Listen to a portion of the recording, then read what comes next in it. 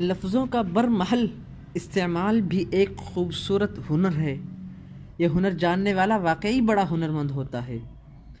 ایک علمی لطیفہ یاد آیا کہ سلطان الواعظین مولانا محمد بشیر کوٹلوی بڑے ظریف طبع اور حاضر جواب تھے۔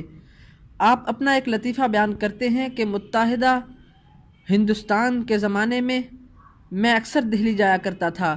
ایک مرتبہ فراش خانہ کے جلسہ میلاد شریف میں گیا تو ایک دہلوی مولوی صاحب سے تعارف ہوا۔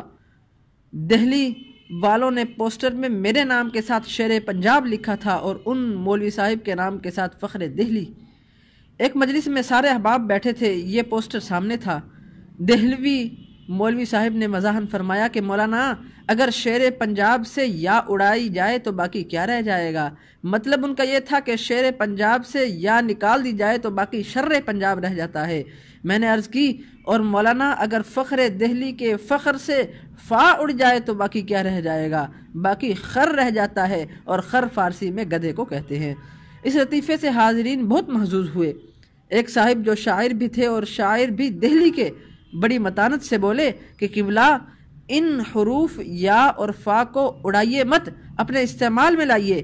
شیر کی یا ان مولانا کو دے دیجئے تاکہ یہ خر کے بیچ لگا کر خیر با سکے، اور فخر کی فا آپ لے لیجئے تاکہ شر کے آگے لگا کر شرف حاصل کر سکے۔